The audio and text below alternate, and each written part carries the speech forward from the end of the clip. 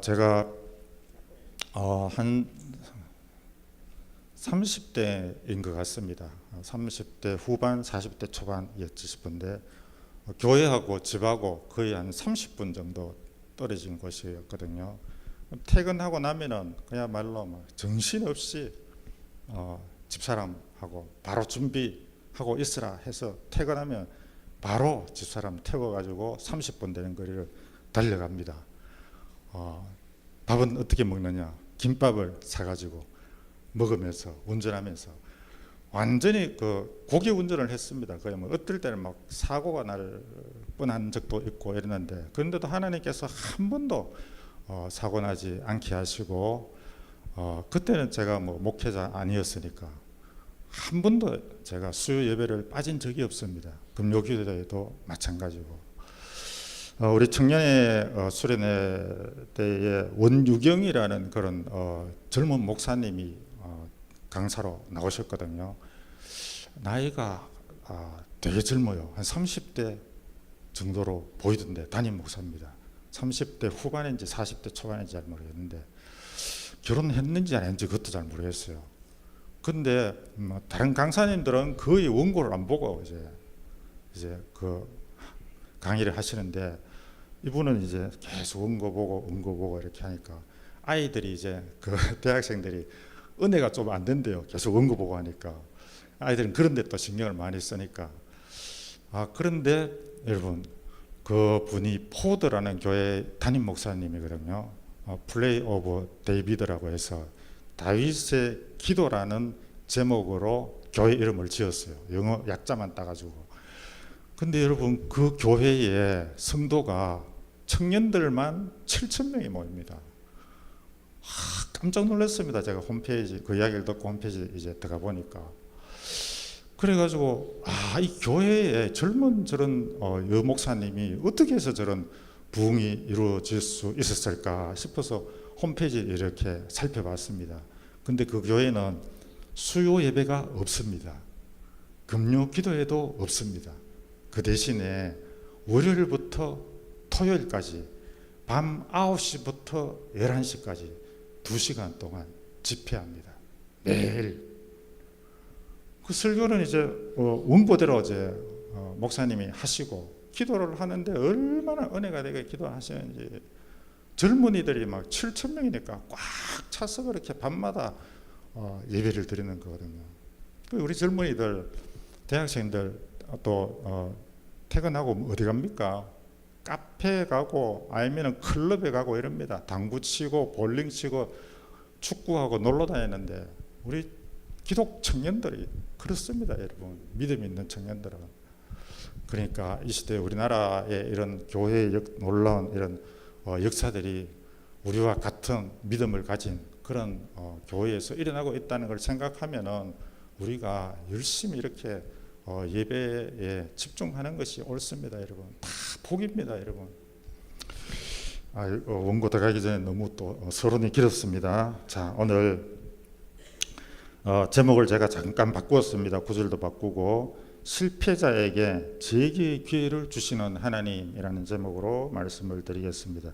먼저 첫 번째 바로 말씀 들어가면은 하나님이 주신 은혜로 교만에 빠져서는 안 된다는 것입니다. 제 느낌에 마이크가 좀 울리는 것 같은데 조금만 줄여.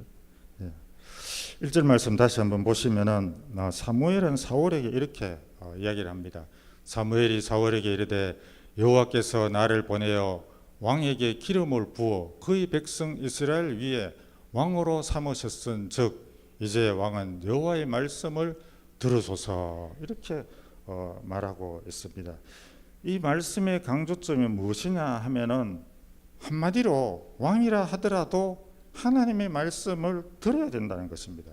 하나님의 그 말씀을 듣고 순종하라는 것입니다. 그 이유는 사울을 왕으로 세우신 분이 바로 하나님이기 때문입니다. 결국 이 말씀은 하나님이 사울을 왕으로 삼아 주신 것 때문에 교만해서는 안 된다는 겁니다. 여러분, 사울은 본래 순종의 사람이었습니다. 아버지 기스가 그 나귀를 잃어버렸다고 이야기했을 때 이제 아들 사울이 그 나귀를 찾기 위해서 심부름을 가게 됐는데 한마디 불평도 안 하고 그 나귀를 찾기 시작할 때 온 마을과 온 동네 이스라엘 전역을 샅샅이 뒤질 정도로 아버지 말씀에 그렇게 순종하는 사울이었습니다. 그리고 또 이 사울은 겸손의 사람이었습니다. 원래는 그렇게 아무리 찾아도 나귀를 못 찾게 되자 그 종이 유명한 선지자가 있는데 한번 찾아가 봅시다. 그 이야기를 이제 듣고 사무엘 선지자를 찾아가게 된 거예요. 그 종의 이야기도 들어줄 정도로 그 정도로 겸손한 사람이었습니다. 그래서 그곳에 가서 사무엘에게 기름 부음을 받아서 이제 왕이 되어진 것이죠. 그런데 어쩌다가 이 사울이 이렇게 교만해졌습니까? 여호와 하나님의 말씀에 왜 불순종하게 되어졌을까요? 그것은 바로 자신이 왕이 되었기 때문입니다. 왕이라는 높은 직분에 오르자 하나님의 말씀을 듣지 않고 자기 마음대로 하였다는 것입니다. 하나님이 사울을 왕으로 삼은 것은 순종의 사람이고 또 겸손의 사람이기 때문에 왕으로 세웠는데 왕이 되고 또 전쟁을 하여서 승리를 하게 되니까 그만 교만해져 가지고 불순종의 사람이 되고 교만의 사람으로 이렇게 돌변하게 되어졌다는 것입니다. 하나님이 사울을 왕으로 삼으신 것은 하나님의 큰 은혜였습니다. 그런데 그 은혜를 배신하였다는 것입니다. 여러분, 왕의 자리가 얼마나 높고 권력이 강합니까? 누구도 그 백성 누구도 왕의 말을 거역할 수가 없습니다. 그러니까 왕 자기 마음대로 할 수 있는 거예요. 자기 마음대로 명령을 내리면은 백성들이 다 따라야 되니까. 그러니까 교만해질 수밖에 없다는 것입니다. 사울이 불순종하게 된 것도 왕의 자리로 인하여서 교만하게 되어진 그런 결과라는 것입니다. 하지만 여러분, 사울이 어떻게 해서 왕이 되어졌습니까? 사울이 왕이 되어질 수 있었던 것은 하나님의 전적인 은혜입니다. 다 하나님 덕분입니다. 사람들에 의해서 추대되어져 가지고 왕이 된 것이 아니라 하나님께서 그 사울을 왕으로 선택했기 때문입니다. 그리고 블레셋과의 전쟁에서도 누구 덕에 이겼습니까, 여러분? 다 하나님께서 이기게 해 주셨습니다. 하나님이 승리하게 해 주셨다는 것입니다. 그런데 왕이 되고 나니까 하나님의 말씀은 듣지 않고 자기 마음대로, 자기 생각대로, 자기 뜻대로 정치를 하고 나가는 것입니다. 그것은 하나님에 대한 배신 행위입니다. 하나님이 왕을 세워주셨으면 하나님 말씀대로 해야죠. 하나님의 뜻대로 해야 됩니다. 하나님 말씀대로 순종하면서 그렇게 정치를 했었어야 됩니다. 그런데 여러분, 이 세상에는 이러한 일들이 비일비재합니다. 여러분, 교만한 사람들을 한번 보십시오. 대부분 사울과 같은 그런 모습을 보여주고 있습니다. 여러분, 추락하는 것에서는 날개가 있다고 했습니다. 왜 날개가 있죠? 날개가 있으니까 높이 올라가는 겁니다. 높이 올라가서 그 날개가 문제가 되니까 추락하는 거예요. 올라가면 올라갈수록 이렇게 교만해진다는 것입니다. 그리고 또 어떤 사람은 자기가 많이 배웠다고, 또 어떤 사람은 높은 지위에 올라갔다고 하나님 말씀에 순종하지 않고 있습니다. 권력자들은 자신의 말이 곧 법이다 이렇게 하면서 온갖 악행을 다 저지르고 있습니다. 여러분, 그 결과가 어떻게 됩니까? 그야말로 폭망입니다. 폭망. 우리나라 대통령들 보십시오. 한 사람도 망하지 않은 왕이 잘 없습니다. 대부분 다 망했습니다. 대통령이 돼가 권력을 쥐고 자기 마음대로 권력을 휘둘러 버리니까 끝에 가서는 결국은 감옥에 들어가고 자살을 하고 쫓겨나고 그랬는데도 불구하고 지금 여러분, 지금도 여러분, 지금의 대통령도 교만한 모습을 보이고 있다는 것입니다. 백성들을 섬기기 위해서 대통령이 됐는데, 여러분, 우리는 우리가 가지고 있는 것 중에서 하나님이 주시지 않은 것은 하나도 없습니다. 하나님이 주시지 않고 오직 내 힘과 내 능력과 내 노력으로 이렇게 이루었다라는 생각이 들면은 그거는 100% 마귀가 주는 생각입니다. 그래서 그 교만이 싹트게 된다는 것입니다.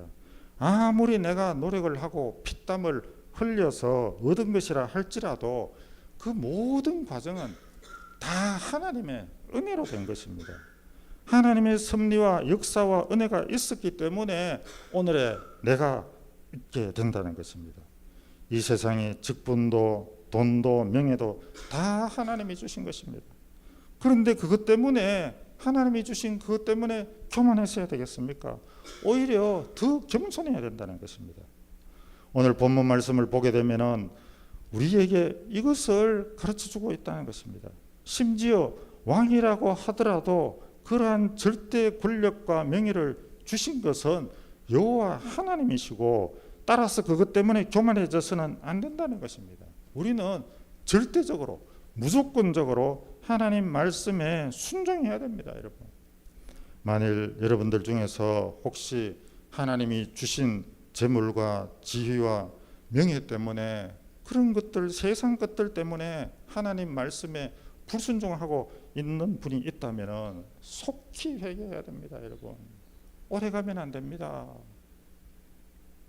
하나님의 말씀에 순종하는 그런 삶을 살아가시기 바랍니다. 두 번째로, 하나님은 불신앙하여서 실패한 사람들에게 자숙의 기간을 두십니다. 사무엘상 13, 14장은 블레셋과의 전투였고, 이제 우리가 지난 시간까지 13, 14장 다 훑어보고 이제 15장으로 들어왔습니다. 15장으로 들어오게 되어져서 하나님께서 아말렉을 진멸하라라는 그 명령을 사무엘을 통하여서 이렇게 말씀을 하셨습니다. 근데 이 14장과 15장 사이에는 한 장 차이밖에 안 나지만은 세월은 23년이라는 차이가 있게 되어졌습니다. 그러니까 사무엘이 처음에 와서 사울에게 이야기하고 난 다음에 23년이라는 그런 시간이 흐르고 나서 다시금 찾아와서 이렇게 다시금 말씀을 주고 있다는 것입니다. 사울에게는 그 23년이라는 기간이 범죄의 그 결과로 자숙하는 그런 기간이라고 할 수 있습니다. 이 기간을 통해서 하나님께서는 사울이 진심으로 자신의 그 잘못을 뉘우치고 새로운 사람으로, 순종의 사람으로 거듭나기를 원하셨다는 것입니다. 그런데 성경을 보게 되면은 이런 자숙 시간, 반성의 시간을 준 내용이 너무나도 많이 나와 있습니다. 아브라함 같은 경우도 마찬가지입니다. 아브라함이 하나님께서 아들을 주신다고 약속을 하셨는데 계속해서 안 주시니까 어떻게 했죠? 사라가 하갈이라는 여종을 몸종을 붙여줍니다. 그래서 이스마엘을 놓게 됩니다. 하나님 말씀에 그것을 신본주의가 아니라 인본주의 생각, 사람의 생각으로서 그렇게 함으로 인하여서 이스마엘이 태어나고, 그 이후에 13년이라는 세월이 걸리고 나서야 이삭이 태어나게 되어졌다는 겁니다. 그 13년 동안은 아브라함이 그렇게 자숙의 기간이었다는 것입니다. 모세 또한 마찬가지입니다. 모세도 자신의 정체성을 알고 자기가 이스라엘 백성이라는 사실을 안 다음에 자기의 힘으로, 능력으로, 자신의 혈기로 이스라엘 백성들을 구원하기 위해 가지고 애굽의 그 병사를 돌로 쳐서 죽여버렸습니다. 그래서 도망자가 되어졌습니다. 그래서 미디안 광야로 가서 40년 동안 그 광야에서 자숙의 시간을 보내고 난 다음에야 하나님의 부름을 받게 되어졌다는 것입니다. 그리고 이스라엘 백성들도 마찬가지입니다. 출애굽 이후에 광야에서 이 이스라엘 백성들이 한 것이라고는 늘 하나님 앞에 원망하고 불평한 것밖에 없습니다. 하나님께서 때를 따라서 만나와 메추라기도 주시고, 낮에는 또 구름기둥, 밤에는 불기둥으로 지켜주시고, 또 반석에서 물을 주시고, 또 적들을 물리쳐 주시고, 이렇게 했는데도 불구하고 계속해서 불평했습니다. 그래서 그 불평의 대가로 인하여서 장장 40년 동안 광야에서 방황하며 고생하다가 40년 후에 요단강에 넘어가서 약속의 땅에 들어갈 수 있었다는 것입니다. 이스라엘 백성들이 또 이스라엘을 건국하고 난 이후에 하나님을 섬기지 아니하고 우상을 섬김으로 인하여서 바벨론 제국의 그 하나님의 징계로 인하여서 바벨론 제국에서 침입을 받게 됩니다. 그래서 성전도 다 부서져 버리고 또 왕궁도 다 부서져 버리고 많은 대신과 신하들 백성들이 다 포로로 잡혀갔습니다. 포로로 잡혀가서 그 바벨론이라는 곳에서 장장 몇 년 동안 자숙을 했느냐 하면은 70년 동안 그 바벨론에서 종사하면서 자숙의 기간을 거친 다음에야 하나님께서 기적적으로 그렇게 다시금 국내로 돌아올 수 있도록 이렇게 해주셨다는 것입니다. 여러분, 이와 같이 하나님께서는 우리의 죄를 용서해 주시되 그 죄를 없던 것으로 하지는 않습니다. 죄를 지으면은 반드시 대가를 치르게 하십니다. 그리고 진정으로 회개할 때까지 시간이 오래 걸리더라도 두고 보시면서 정말 진심으로 회개하고 있는지 아닌지, 뉘우치고 있는지 아닌지, 하나님의 뜻대로 행하는지 안 하는지 그거를 다 보시고 계신다는 것입니다. 성도 여러분, 내가 원하는 일들이 생각보다 빨리 이루어지지 않고 또 하나님께서 오랫동안 회복시켜 주시지 않는다고 생각하는 것은 하나님의 뜻을 잘 모르기 때문에 그렇게 하는 것입니다. 호세아서 5장 15절 말씀을 우리 다 같이 한번 읽어봅시다. 시작. 그들이 그 죄를 뉘우치고 내 얼굴을 구하기까지 내가 내 곳으로 돌아가리라. 그들이 고난받을 때에 나를 간절히 구하리라. 아멘. 뉘우치라는 것입니다. 돌아오라는 것입니다. 그리고 고난을 받을 때에 간절히 구해야 된다는 것입니다. 우리가 하나님의 징계 중에 있을 때에 기도 응답이 늦거나 회복이 더디다고 해서 조금도 조급해하지 말고 나와 하나님 사이에 가로막혀 있는 그 죄의 담을 찾아서 허물어뜨려야 됩니다. 죄의 문제를 해결해야 됩니다. 그래서 내 안에 있는 죄가 있는지 없는지 그것을 살펴봐야 한다는 겁니다. 그리고 진심으로 자신의 잘못을 회개하여야 한다는 것입니다. 여러분, 하나님은 절대로 속지 않았습니다. 우리의 중심을 다 보고 계십니다. 우리의 속마음까지도 다 읽고 계십니다. 우리는 절대로 하나님을 속일 수가 없다는 것입니다. 그런데 스스로 나는 회개하였다, 나는 하나님에게 용서함을 받았다, 자기 스스로 그렇게 판단하고 새로운 일을 한다거나 그 기도를 한다거나 이러면은 거듭해서 실패할 수밖에 없습니다. 여러분, 제 문제를 안고 어떤 일을 해도 성공할 수가 없습니다. 그 제 문제가 해결되고 난 다음에 기도해야지 하나님께서 그 기도를 들어주신다는 사실을 우리는 알아야 된다는 것입니다. 여러분, 그러므로 하나님께서 그런 사람을 빨리 일으켜 세우지 않으시고 스스로 완전히 포기할 때까지 기다리시는 것입니다. 그리고 계속해서 지켜보시는 것입니다. 그러므로 사랑하는 성도 여러분, 지금 자신의 그 불신앙으로 또 어떤 잘못으로 실패를 지금 경험하고 있다면은 빨리 무엇이 되지 않는다고 조급해하거나 원망불평하시지 마시기 바랍니다. 그리고 또 인간적인 방법으로 해서도 안 됩니다. 하나님께서 해 주실 때까지 기다려야 됩니다. 기도해야 됩니다. 그래야지만 하나님께서 그 일을 해결해 주신다는 것입니다.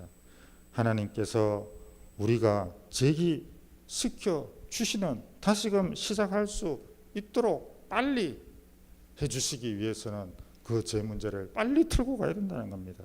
그래서 오히려 더 겸손한 마음으로 인내하면서 근신하면서 기다리면서 나가야 한다는 것입니다.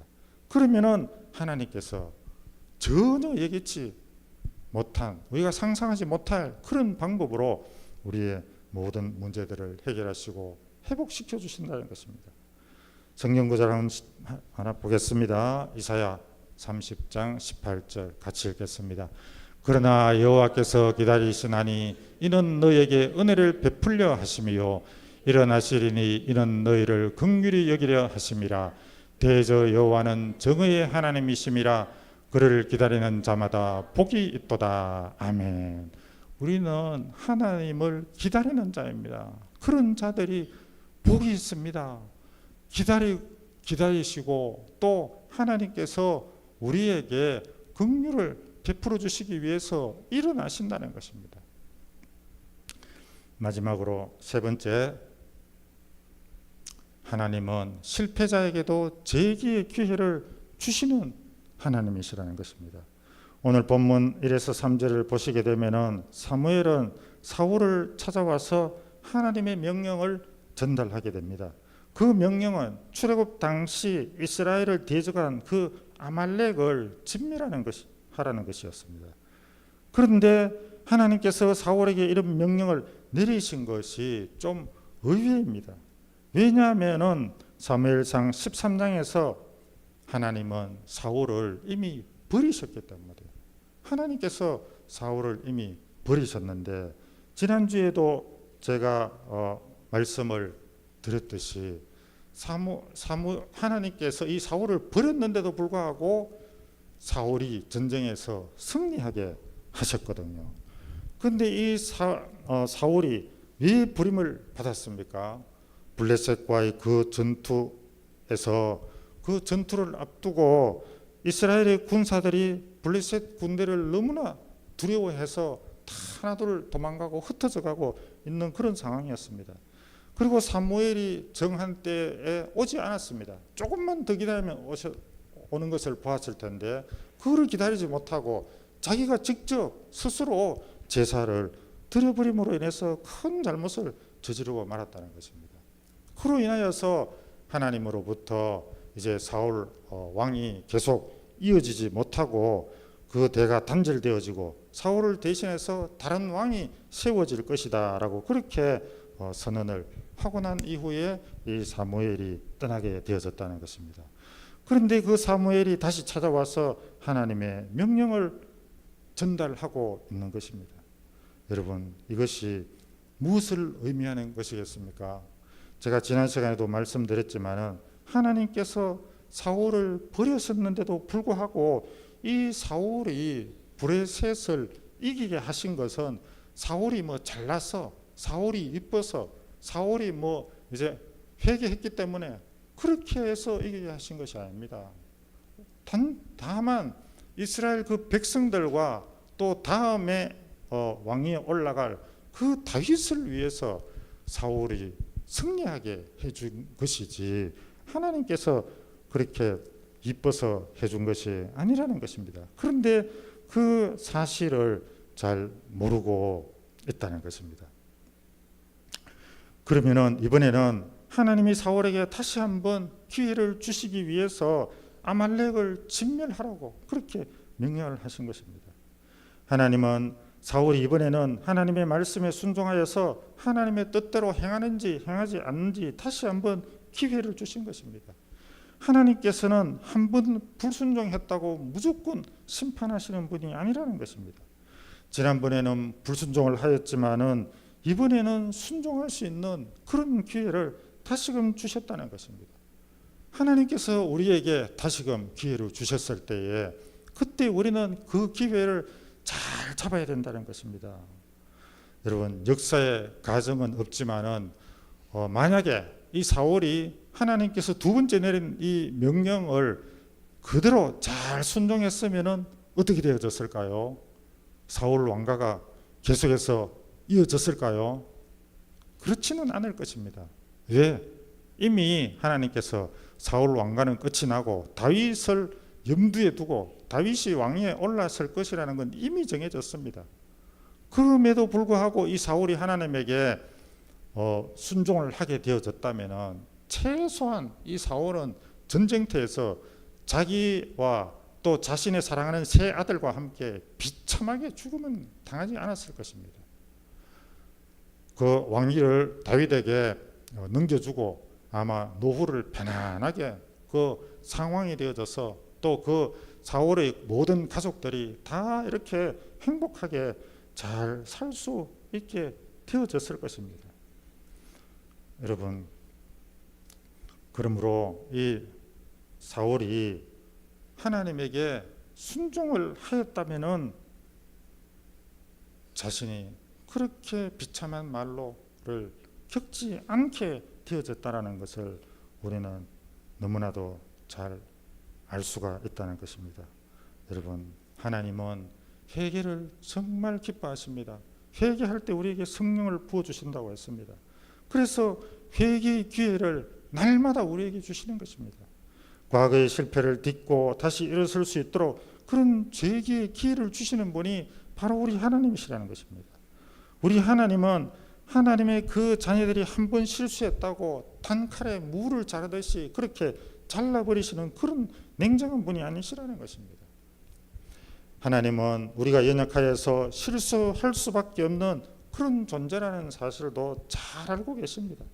그래서 하나님께서는 우리가 그 하나님의 뜻을 따르지 못하고 실족하여서 죄를 지었을 때라도 즉각적으로 우리를 심판하지 않으시고 참고 또 기다리시고 또 참고 기다리신다는 것입니다. 그래서 다시 한번 기회를 주셔서 재회할 수 있도록 해 주신다는 것입니다.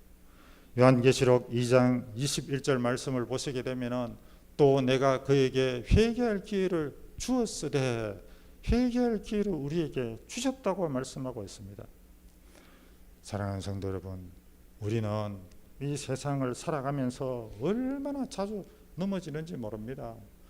얼마나 많은 실패를 하는지 모릅니다. 만일 우리가 잘못할 때마다 실패할 때마다 하나님께서 적시적시로 우리를 심판하셨다면 우리가 어떻게 되어졌겠습니까? 그 누구도 하나님 앞에 바로 설 수 있는 사람은 아무도 없을 것입니다.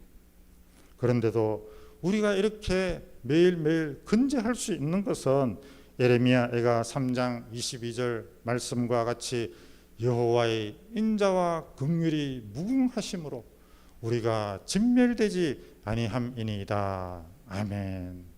하나님께서 이것이 아침마다 새로우니 아침마다 우리를 그 하나님의 인자와 긍휼로 우리를 용서해 주시고 참아 주시고 기다려 주시고 잘할 때까지 그것을 기다려 주신다는 것입니다. 이와 같이 실패하고 넘어졌어도 다시 한번 기회를 주시는 것은 하나님의 은혜 때문입니다. 그래서 하나님은 우리의 창조주도 되시고 통치자도 되시지만 우리가 그 하나님을 아버지라고 부르고 있는 것입니다. 여러분, 자식이 한번 실패했다고 버리는 아버지가 있겠습니까? 만약에 버렸다면 그건 온전한 그런 부모가 아닐 것입니다. 자식이 부모를 거역하게 되면 잔소리를 하고 또 책망을 하고 또는 부모된 우리가 그 자녀의 종아리를 때리거나 벌을 주어서 징계는 할지라도 자식이 순종하기를 바라는 마음으로 다시금 말씀하시고 자식의 그 실패를 보면서 마음 아파하시면서 또다시 재기할 수 있도록 기회로 주시고 도와주시는 것이 바로 참된 아빠의 모습입니다. 그래서 자녀들이 다시 일어서는 것이고 몇 번의 넘어짐을 통하여서 우리 자녀들이 성장하는 것입니다. 7번 넘어져도 8번 일으켜 세워주시는 분이 바로 우리 부모님이시라는 것입니다. 하물며 우리 하나님 아버지께서는 육신의 부모보다도 더 우리가 다시 일어서기를 기대하시고 도와주시고 기회를 주시는 분이십니다. 그러므로 우리는 한번 실패했다고 해서 낙심해서는 안 된다는 것입니다. 비록 실패로 인하여서 하나님의 징계는 있다 할지라도 하나님이 다시 재기의 기회를 주실 줄을 믿고 회개하면서 인내하며 나가야 됩니다. 그리고 하나님이 기회를 주시면은 그 기회를 잘 살려야 한다는 것입니다. 사울은 하나님께서 기회를 주셨지만 또다시 범죄함으로 인하여서 원래대로 버림을 받게 되어지고 비참하게 죽임을 당하고 사울 일가가 그야말로 패가 망신을 하고 말았다는 것입니다. 그런데 여러분, 다윗은 사울보다도 더 도덕적으로 더 심한 죄를 저질렀습니다. 그럼에도 불구하고 진정으로 하나님에게 회개하였고 하나님께서 다시 한번 기회를 주셨는데 그 기회를 잘 살림으로 인하여서 이스라엘 역사상 전무후무한 그런 위대한 왕이 될 수가 있었다는 것입니다. 여러분, 병가지 상사라는 그런 이야기가 있습니다. 무슨 뜻입니까? 사람이 하는 일에는 다 실패가 있다는 것입니다. 왜 그렇습니까? 우리는 완전한 사람이 아닙니다. 완벽한 사람이 아닙니다. 그렇기 때문에 어떤 일을 해도 한 번은 실패를 하기 마련입니다. 이 세상에 완전한 사람이 어디 있습니까? 우리가 회사에 가서도 부하 직원들이 잘못하면은 꾸짖습니다. 혼냅니다. 그러나 자기도 부하 직원일 때에 그렇게 혼나면서 그렇게 성장되어졌고, 또 혼내는 자신도 완벽하지 못하여서 또 실수하는 것입니다. 사람이기 때문에, 연약하기 때문에 누구나가 실패하는 것은 당연한 수순이라는 것입니다. 히브리서 4장 15절 말씀은 우리에게 이렇게 말씀하고 있습니다. 같이 읽겠습니다. 우리에게 있는 대제사장은 우리의 연약함을 동정하지 못하실 리가 아니요 모든 일에 우리와 똑같이 시험을 받으신 이로되 죄는 없으시니라. 아멘. 우리의 대제사장 예수님께서는 우리의 연약함을 너무나 잘 아신다는 것입니다. 우리가 실수하고 넘어지고 잘못하는 것은 어떻게 보면 당연한 것입니다, 여러분. 그런데 그렇기 때문에 하나님께서는 회개라는 그런 처방전을 우리에게 주신 거거든요. 잘못할 때마다 회개하면 됩니다, 진정으로. 근데 죄인 줄 알면서도, 말로는 회개한다 하면서도 계속해서 똑같은 죄를 저지르거나 그렇게 해서는 안 되겠죠. 그리고 또 우리 속담에 실패는 성공의 어머니라는 그런 말도 있습니다. 실패가 성공을 낳는다는 그런 의미입니다. 실패는 누구나 하는 것이기 때문에 한 번 실패하였다고 낙심하지 말라는 것입니다. 고린도후서 4장 8절 말씀에 우리가 사방으로 우겨쌈을 당하여도 쌓이지 아니하며 답답한 일을 당하여도 낙심하지 아니하며, 낙심하지 말아야 된다는 것입니다. 우리 자녀들이 실수할 수 있습니다. 한 번은 100점을 받을 올 수도 있지만 그 다음에 60점, 70점으로 떨어질 수도 있습니다. 그리고 신앙이 좋아져서 또 예배를 잘 드리다가도 못 드릴 때도 있습니다. 그런데 그것으로 인해서 우리는 낙심하지 말고 기다려주고 계속해서 기도하고 계속해서 전도해서 그 자녀가 믿음으로 우뚝 설 수 있을 때까지 부모로서 든든한 바람막이가 되어주고 온실이 화초처럼 그렇게 우리는 또 기를 때도 있어야 된다는 것입니다. 자신의 그렇다고 해서 우리는 그 자신의 실패를 또 합리화해서도 안 됩니다. 같은 실수를 거듭해서도 안 됩니다. 한 번의 실패를 거울 삼아서 철저히 회개하고 다시금 재기 기회가 주어졌을 때는 실패하지 말아야 한다는 것입니다. 그렇기 때문에 우리도 믿음으로 우리 더욱더 믿음을 강하게 하기 위해서 경성해야 되는 것은 또 사실입니다. 하나님의 말씀에 대해서는 더더욱 그래야 된다는 것입니다. 계속적이고 연속적인 그런 불순종은 상당히 위험한 일입니다, 여러분. 하나님이 지적을 하시는데도 내 마음속에 이렇게 하면 안 되는데, 이렇게 하면 안 되는데 그러면서도 계속 그 잘못을 하고 있으면은 그건 정말 위험한 신호입니다. 큰일을 당하고 나서 후회해도 그때는 소용이 없다는 것입니다. 사업을 하다가 망할 수도 있고 직장에서도 잘릴 수도 있고 또 생각지도 않은 그런 중병에 걸릴 수도 있다는 것입니다. 그러면은 내가 하나님 말씀에 불순종해서 이런 결과를 맞이했구나 하고 후회한들 소용이 없다는 겁니다.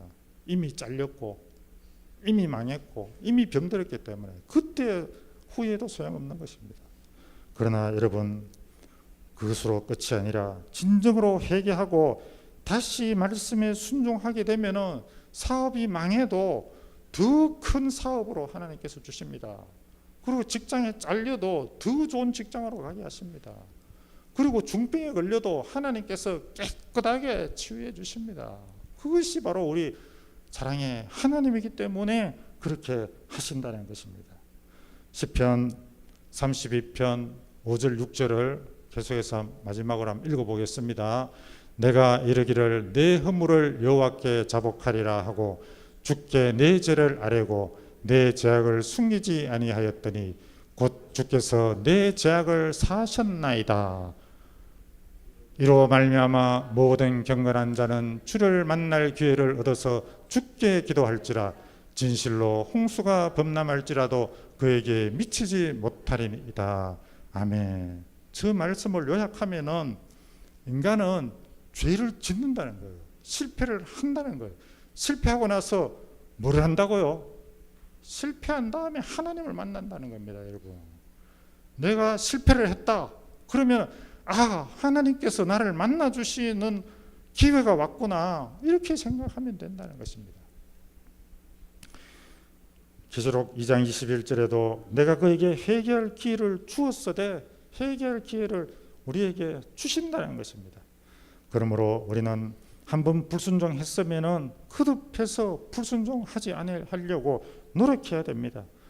또 끝까지 불순종하지 아니하고 적시로 회개하고 돌이키고 하나님의 말씀에 철저하게 순종을 하고 하나님의 그 긍휼하심을 우리는 바라보아야 한다는 것입니다. 그래서 오늘 수예배를 드리는 여러분들은 사울과 같은 그런 실패의 사람이 되지 말고 다윗과 같은 그런 성공의 여러분들이 되시기를 간절히 축복하며 기도합니다. 아멘. 우리 오늘 말씀을 통해서